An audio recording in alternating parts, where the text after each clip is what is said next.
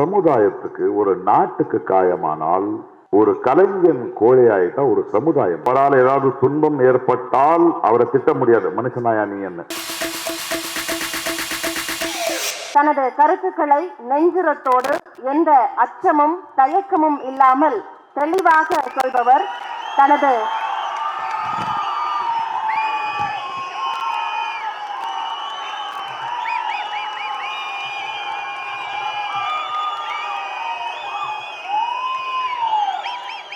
ஜெய் பீம்.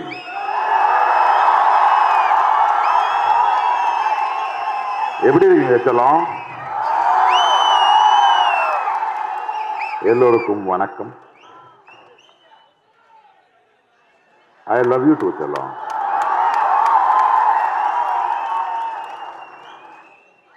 ஐயா திருமாவளவன் சார் இருக்கார்ல, அவருக்கு என்ன நல்லா புரியும். நான் பெங்களூர்ல ஓட்டு போடுறதுக்காக போயிருந்தேன். இந்த அரசியல், இந்த எலெக்ஷன் பல இடங்களில் பேசிக்கிட்டு இருந்தேன். போன் அடித்தாரு. எங்கே இருக்கீங்க? பெங்களூர்ல இருக்கு, நான் பார்க்கணும்னு சொன்னார். நீங்கள் ஏன் வரீங்க? நான் வரேன், நான் பார்க்குறேன். இல்லை இல்லை, பார்த்து தான் ஆகணும்னாரு. சந்தித்தோம். ஒரு மார்னிங் பிரேக்ஃபாஸ்ட்டு, அது இது இது எதை பேசுறாரு. கடைசியில் ஒரு வார்த்தைக்கு வருவாரு, நீங்க எந்த கட்சி மேடையும் உங்களை பார்க்க முடியாது. ஆமா சார், எனக்கு கட்சி மேடெல்லாம் நிற்க முடியாது. நான் எந்த கட்சிக்கும் சார்ந்த வேண்டாம், எனக்கு பிடிக்காது அது. ஐயா அவருக்கு கேட்ட மாதிரி, ஆனால் உங்களோட ஒரு சின்ன அனுமதி எங்க கொடுக்கணும். என்ன அது? இல்லை, ஒரு விருது கொடுக்குறோம், அது எங்க கட்சி மூலமா கொடுக்கணும் அப்படின்னாரு. நான் அவருக்கு சொன்னேன், நான் போராடுற கொள்கைக்காக போராடுற நீங்களோ உங்க கட்சியோ என்னுடைய தோழர்கள், நான் வர்றேன். இன்னைக்கு இங்க முன்னாடி இருக்கேன். இங்க விருது வாங்கிய பல பேர், இல்லையா திருமாவளவன் அவர்கள் போல அவ்வளவு பெரிய நீண்ட கால பயணம் இல்லை எனக்கு அரசியல்ல, கொள்கை போராட்டத்தில். ஆனாலும் நான் ஏன் பேசுகிறேன் அப்படின்னு பலரும் கேட்கிறாங்க. அவங்களுக்கு ஒரே ஒரு பதில் சொல்லுவேன் நானு.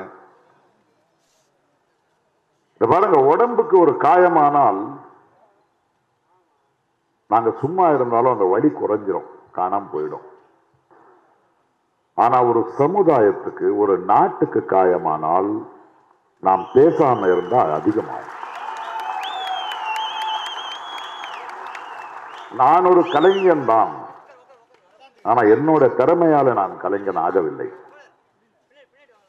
என்னை விட திறமைசாலிகள் அதிகமா இருக்காங்க. அன்னைக்கு இன்னைக்கு ஒரு மேடையில நான் நிக்கிறேன் அப்படின்னா என்னுடைய திறமை மட்டும் இல்லை, அது மக்களோட அன்பு, மக்களோட நம்பிக்கை. ஆக ஒரு மேடி ஏற்றிய மக்களுக்கு, ஒரு சமுதாயத்துக்கு ஒரு பிரச்சனையா இருக்கும் போது ஒரு கலைஞன் கோழையாயிட்டா ஒரு சமுதாயம் கோழையாயிடும். நான் செஞ்சிட்டு இருக்கிறது பெரிய வேலை இல்லை, அது என்னுடைய கடமை, அது என்னுடைய மனசாட்சி.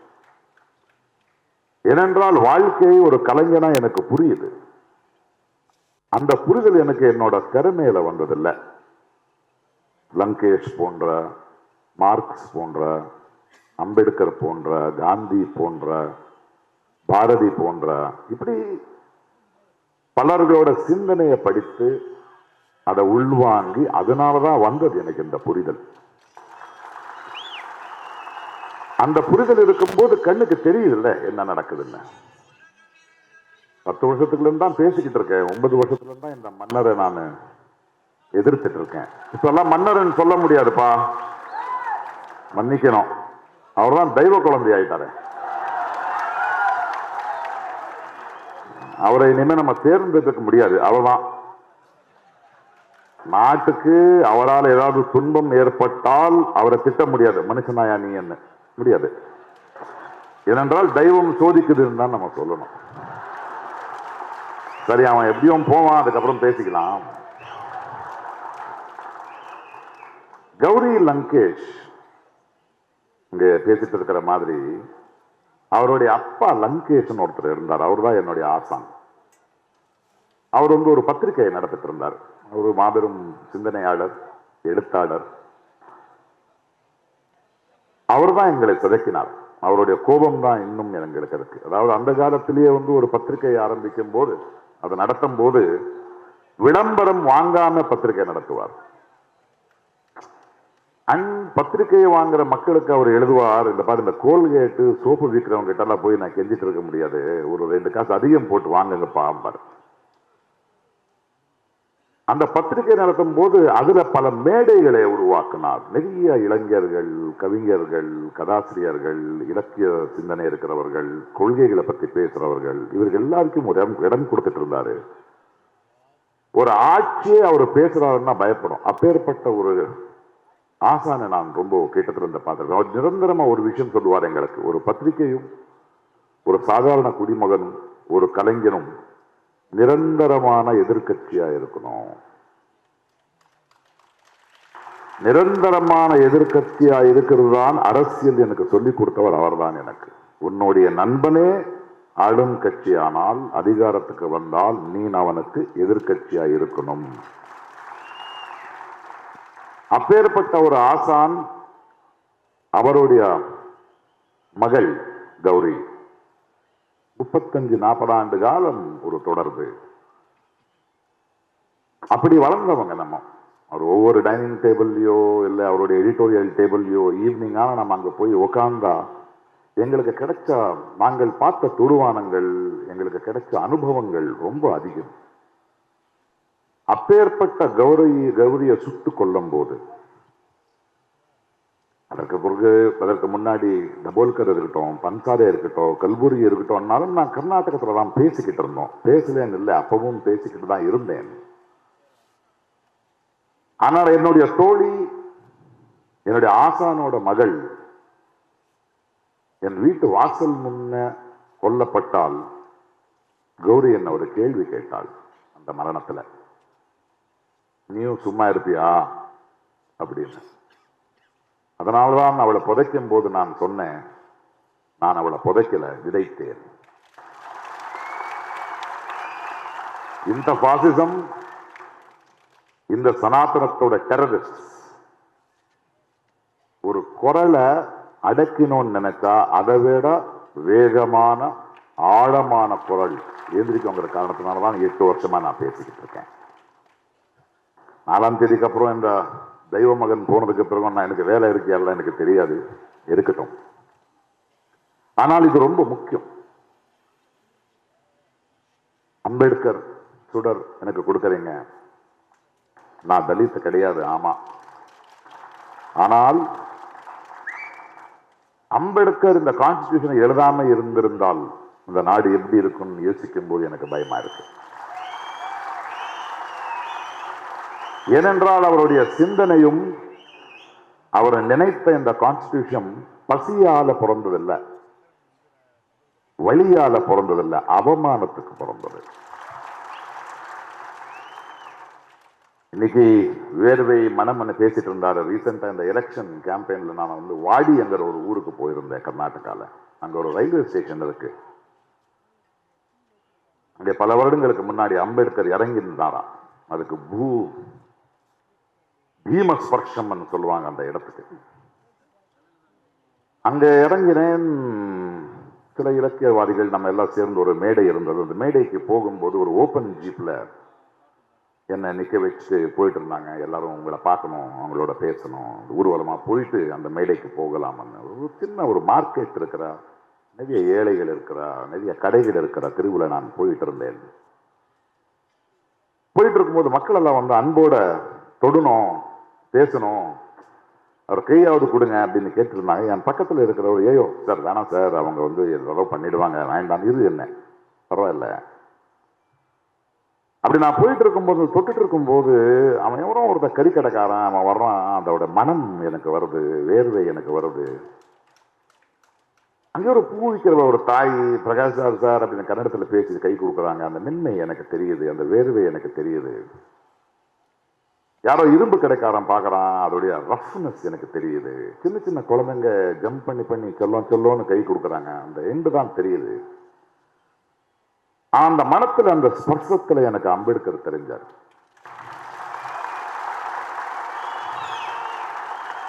இத பாருங்க, அப்படி பார்க்கும்போது இந்த தெய்வ மகன் மன்னரை நினைச்சேன் நானு. அவனை பாருங்களேன், ஒரு பாசிஸ்ட், ஒரு சர்வாதிகாரி. அவன் ஒரு புஷ்பக விமானத்துல வருவான், ஒரு தேர்ல நிற்பான், எல்லாரும் பூ போடுவாங்க, மக்கள் வேலிக்கு அந்த பக்கம் தான் நிக்கிறானுங்க. அவனுக்கு என்னைக்கு புரியும் நம்முடைய பசி? மக்களோட ஸ்பர்சம் தெரியாதவன், அந்த மனம் தெரியாதவன், அந்த வேர்வையை தொடாதவனுக்கு எப்பவாவது புரியுமா அவனுக்கு? அவன் தெய்வ மகன் கிடையாது, டெஸ்ட் டியூப் பேபி. அவனை அப்படி விட்டுறலாம். நான் இவ்வளவுதான் பேசுறது, ரொம்ப மகிழ்ச்சியா இருக்கு இந்த விருது நான் இங்க வாங்கும் போது. ஆனா வேலை இதோட நிக்காது.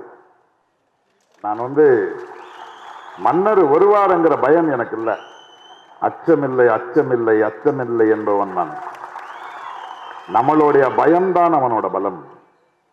அண்ட் ஒரு சர்வாதிகாரி, ஒரு ராட்சசன் இருக்கான்ல, அவன் ஜெயிச்சு யாரும் எனக்கு எதிர்ப்பு இல்லைன்னு சொல்லும் போது அவனுக்குள்ள ஒரு சின்ன மனுஷன் இருப்பான். ஆனா தோக்குறாங்கிற பயம் வந்த உடனே அவன் ராட்சசன் ஆவான். அந்த நிலைமையில தான் அவன் இருக்கான் இன்னைக்கு.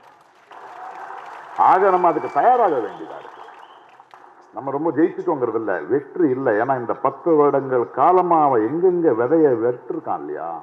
இன்னைக்கு ஒரு சுப்ரீம் கோர்ட், ஒரு கோர்ட் ஜட்ஜு நான் RSSல இருந்து வந்தவன் சொல்றதுக்கு பெருமையா இருக்குன்னு ரிட்டையர்மெண்ட்ல சொல்றான்னா, இது வரைக்கும் அவன் கொடுத்த முடிவுகள் எப்படி இருக்கும்னு நமக்கு புரியாதா? இது ஒரு நிரந்தரமான போராட்டம் இருக்கு. இது இந்த மோதி போடுற ஆளுகள், இவனும் தான் ஹிட்லர்ல இருந்து வந்துகிட்டு இருக்கான். இவங்களுக்கு வாழ்ந்த சரித்திரமே கிடையாது. மனித நேயமோ இயற்கையோ இப்பேற்பட்ட ஆளுங்களை ஜீர்ணிக்க முடியாது. அவங்க மீண்டும் மீண்டும் அப்பப்போ வருவாங்க போவாங்க. ஆனா போகும்போது அவங்க விடுற காயங்கள் இருக்கு இல்லையா, அதுல இருந்து மறுபடியும் மீண்டு வர்றதுக்கு டைம் ஆகும். மீண்டும் அவன் வராம இருக்கிறதுக்கு நம்ம முயற்சி எடுக்கணும். அதுக்காக நான் என்ன சொல்றேன், இன்னைக்கு ஒரு அம்பேத்கரை பத்தி பேசுறோம், பெரியாரை பத்தி பேசுறோம். சும்மா பேசுனா புரியாது.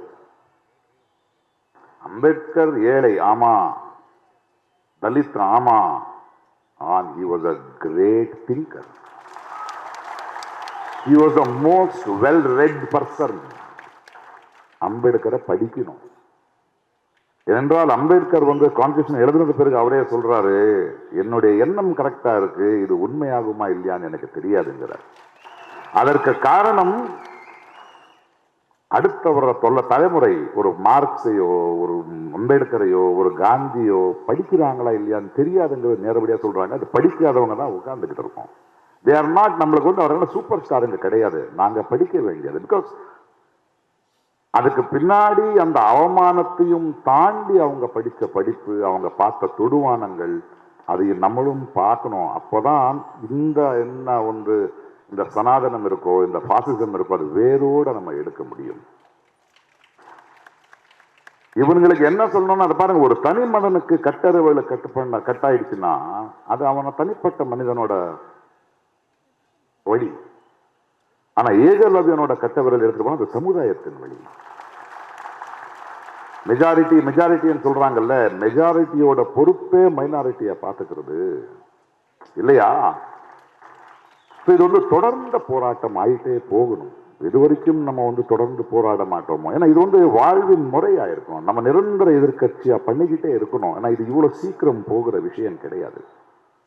அரசியல்வாதிங்க, அரசியல் கட்சிகள் வரும் போகும், 5 வருஷத்துக்கு ஒரு முறை. நாம தான் பர்மனன்ட். அரசியல்ல எதிர்கட்சி ஜெயிக்காது, ஆளுங்கட்சி தான் தோத்து போவோம். சரியானவனை நம்ம தேர்ந்தெடுத்தா மக்கள் தான் ஜெயிப்பாங்க, தேர்ந்தெடுக்கலன்னா மக்கள் தான் தோத்து போவாங்க. அதை நம்ம உணரணும்.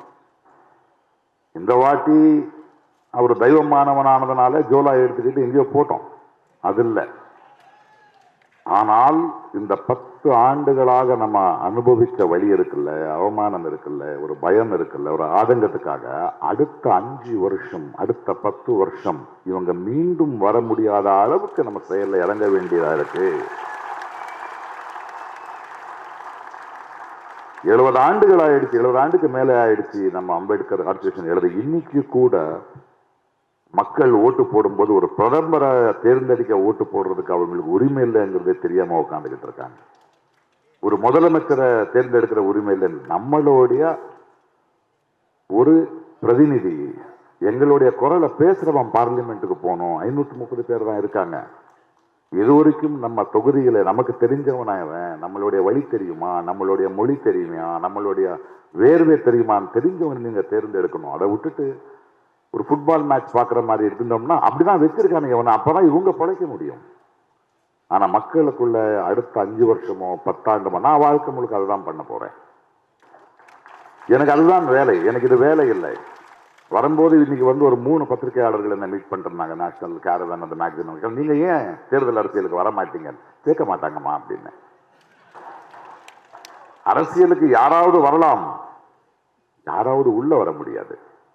பிரகாஷ் ராஜ் இப்படி பேசுற வரைக்கும் நான் அவங்களுடைய செல்லம். தேர்தல் அரசியலுக்கு வந்தா என்ன உள்ள விட மாட்டாங்க, அது எனக்கு தெரியும்.